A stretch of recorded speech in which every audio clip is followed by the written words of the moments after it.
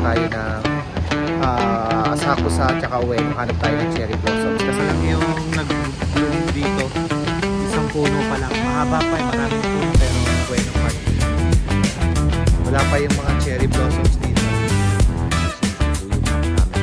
Sikat yun ang bilihan ng mga second hand na Mac camera. Sarado pa yun.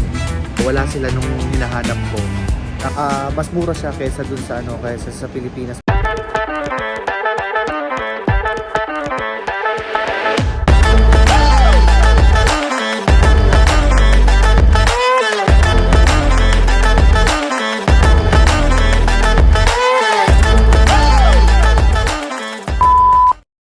Good morning! Dito pa rin tayo sa Japan.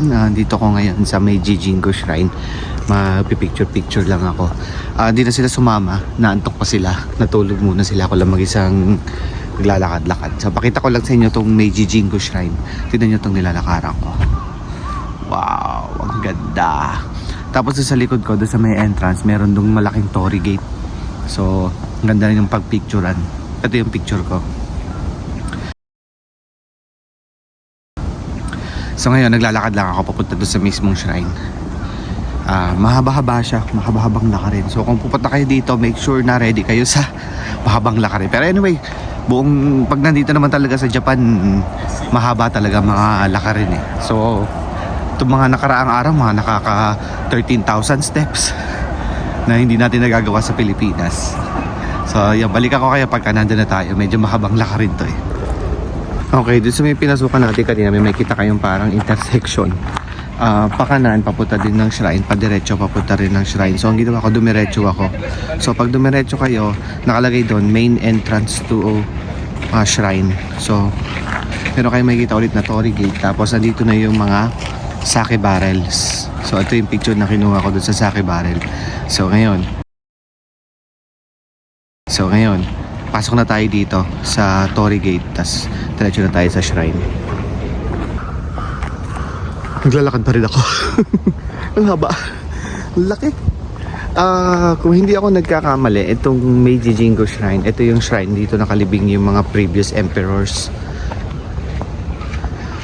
Tingnan natin. Discarded is originally part of. Okay, posibleng mali ako.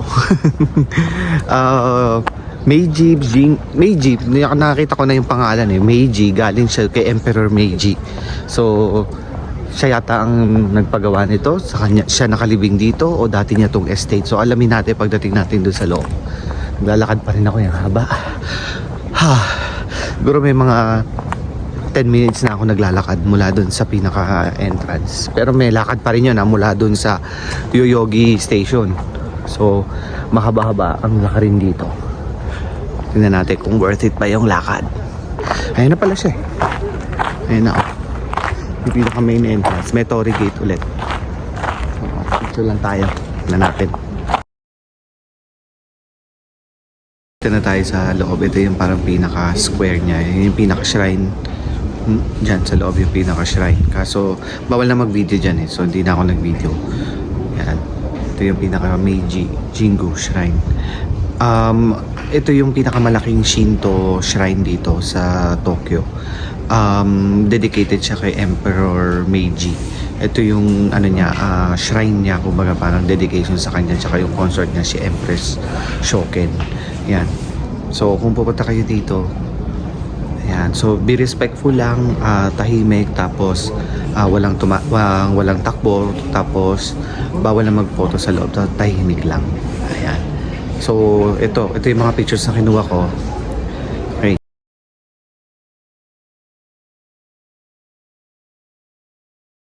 Okay. So, tapos na ako dito. Ngayon, parang gusto kong tumingin ng lens para dito sa Sony natin na camera. So, samahan niyo ako. Meron dito malapit lang sa Shinjuku, yung map camera. Sikat yun na bilihan ng mga second hand na camera. So, samahan niyo ako, puntahan natin. Tignan natin kung makakabili tayo ng mura na lens. Kasi ito ang basis natin. Sa Pilipinas, may nakita ko second hand. Yung lens na gusto ko nasa worth 30,000. Tapos yung flash na gusto ko, ang worth niya is 4,000. So tignan natin, mas mura nga ba talaga bumili ng used camera dito sa Japan? O mas mabuting sa Pilipinas na lang? Tignan natin. Dito na ako sa Shinjuku. Nahanap ko na lang yung yung shop na nakita ko sa Google. Kitamura yung name niya. Dito na ako. Puro mga gadgets na dito eh. Hanapin ko lang.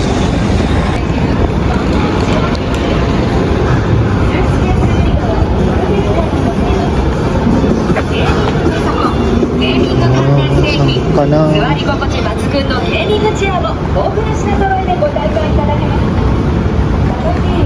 Siya makita. Ito, may mga bilihan ng cellphone.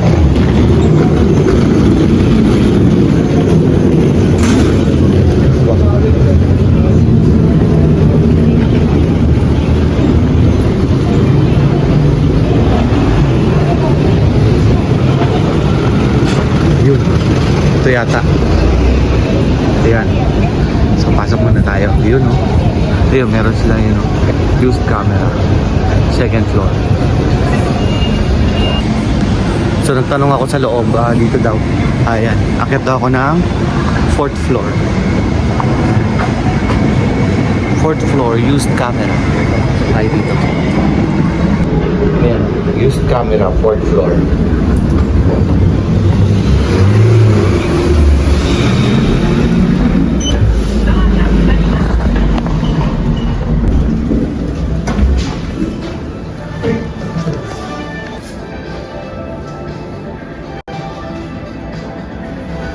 Okay, so wala sila nung hinahanap ko.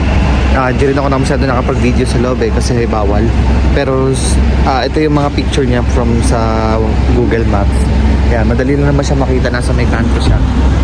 Ayan, katapat siya ng Yodobashi camera dito sa Shinjuku. Okay, so next option natin is map camera. Sarado pa yun eh. 11 AM pa ang bukas, nasa 10:30 pa lang. So kakain muna ako, tapos punta tayo ng map camera. So hanap lang akong makakainan dito. Ito parang okay.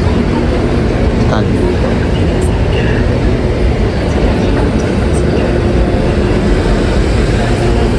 Medyo mahal, 1,000 ang isang ramen. So ito yung pinanggalingan ko, yan yung paakyat dun sa Kitamura sa second floor. Katapat lang pala niya yung map camera. Ayun yung map camera. Yun, yung may lalaki nakatayo na naka-jacket. So kakain muna ako. Sarado pa naman siya. Open 11 AM. Yan, map camera. Yan. Malaki din ang selection nila ng mga used tsaka mga brand new. So kung may nahanap kayo mga parts ng camera, maganda dyan. So kain muna tayo. Ayan, malapit lang dun sa map camera, sa may kanto lang. Meron dito Matsuya. Magmamatsuya na lang ako. Ayan. Ayan yung kulay yellow. Matsuya. Kain muna tayo. So naka-order na ako. Dito sa Matsuya, meron siyang kiosk.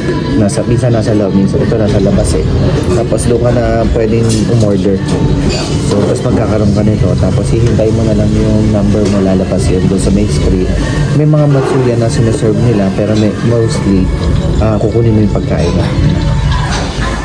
Doon sa screen, makikita mo, tapos kukunin mo doon. Tapos nandito yung mga condiments. Tayo ko lang yung order ko. So, nandito na yung pagkain ko. Yan siya. Ayan.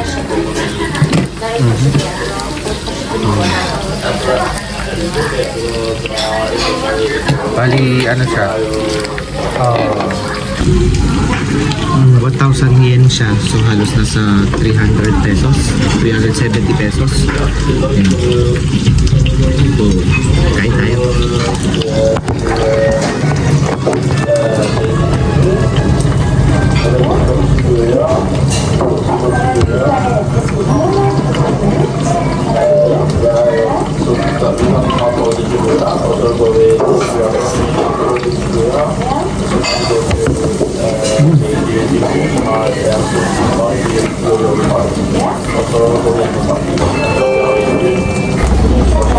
Dito na ulit ako sa map camera. So, pasok na tayo. Map camera. This is like ito yung directory nila. Yan. So, since Sony tayo, dito tayo sa second floor. Pero Nikon, Fujifilm, nasa third floor. Canon, Panasonic, Sigma, nasa fourth floor. Okay. Pero Sigma yung hinahanap natin. Hindi natin alam po sa... sige, try na lang natin muna sa second floor. So, ito.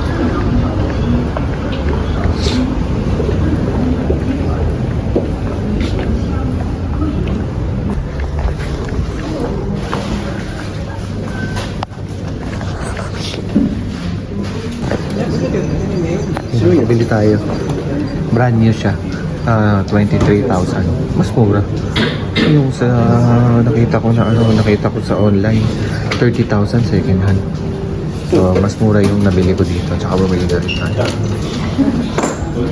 Successful. So, nakabili ako nung 1850mm na Sigma Contemporary. Gagamitin ko siya sa ating photography school. So, ngayon, mas mura siya kaysa dun sa kaysa sa Pilipinas. Meron kasi ako nakita second hand na binibenta. Although almost brand new, pero 30,000. Ito, ang bili ko tax free na sa 21,000 lang. Tapos bumili na rin ako ng mga ibang konting panlinis ng camera. Yun, so successful tayo ngayon dito sa Map Camera.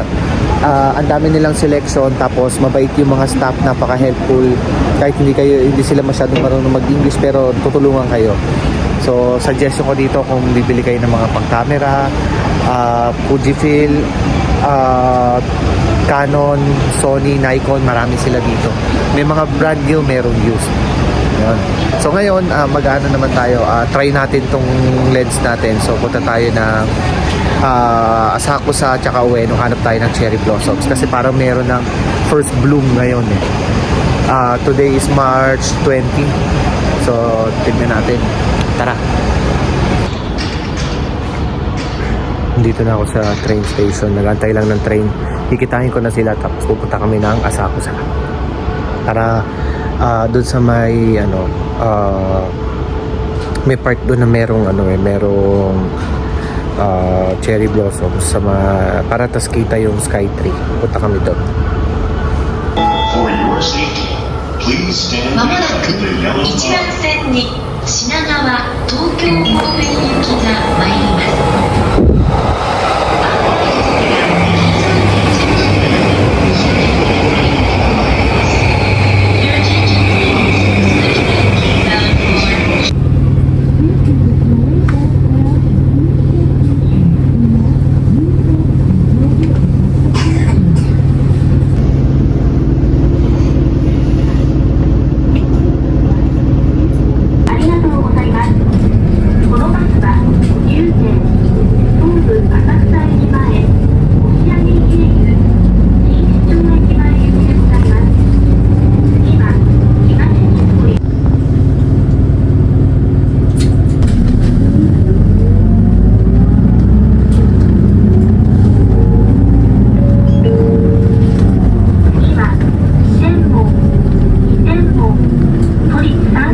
Dito na kami sa Asakusa.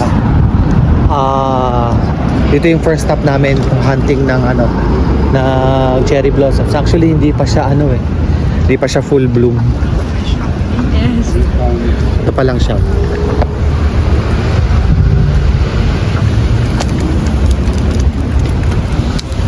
Kaya so halos wala pa.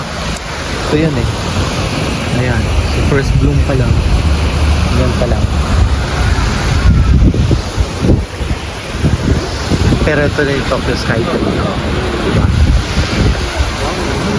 So, picturean muna namin. So, ito pa lang eh. Ito pa lang yung nag-bloom dito. Isang puno pa lang. Mahaba pa eh. Maraming puno pero dadalawa actually. Ito yung isa. Pero konti pa lang. Hindi pa masyadong ganung kita. Pero ang ganda niya. Ayan yung Tokyo Skytree. So, pwede nyong picturean. So, ito yung mga tinry ko na makuha ko sa first bloom na yan. Tinry ko lang.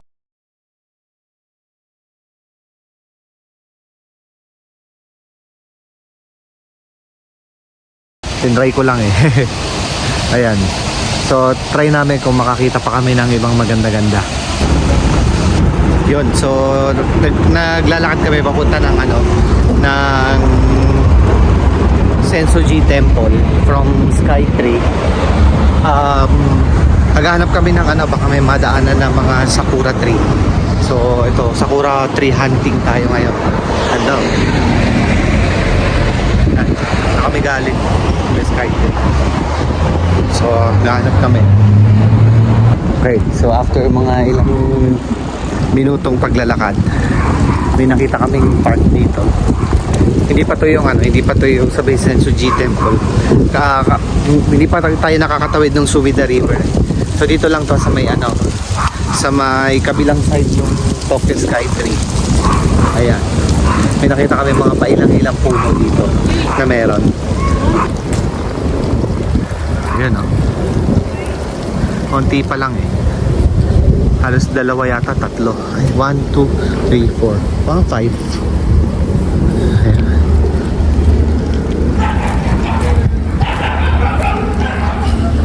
Ayan na siya. Ayan. So picture muna kami. Ito meron na mga maliliit dito. Maganda. Doon. Ilagay ko na lang yung location niya dito para makita nyo, mapuntahan nyo din. Yan.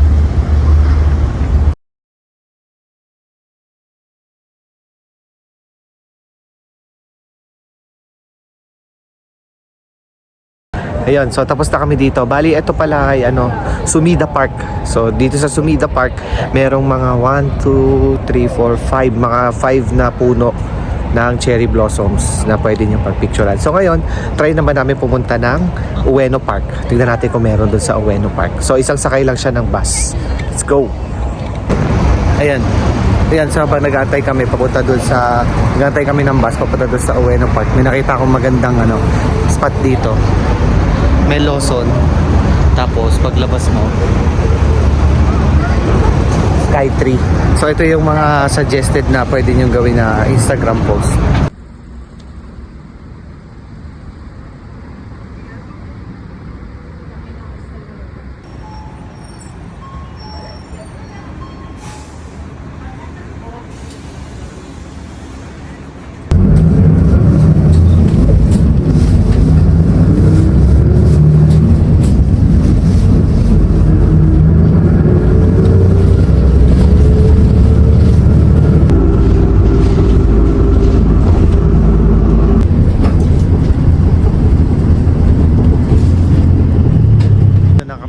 Ueno Park. Ayan.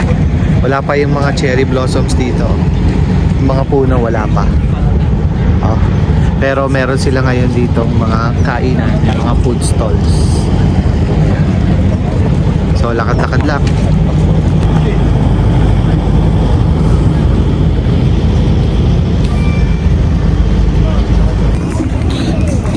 Nagutom ako Bumili ako ng kebab. Dito, meron ng stand ng kebab. Medyo mahal. 1,000 yen. So, 370 pesos. Pero okay na, malaki. So, mataba. Tikman natin.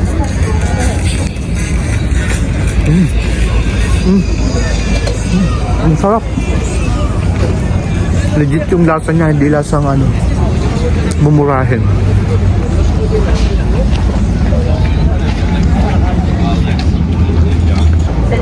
Lipat kami doon sa kabila. Ito. Lipat kami doon sa kabilang park. Nandun kami sa may Marina Pond. Doon kami bumaba. Dito, lilipat kami dito. Ayan. Ito, dito yung yung isang park, yung may Starbucks na maganda. So, lakad na tayo dyan. Papunta dyan.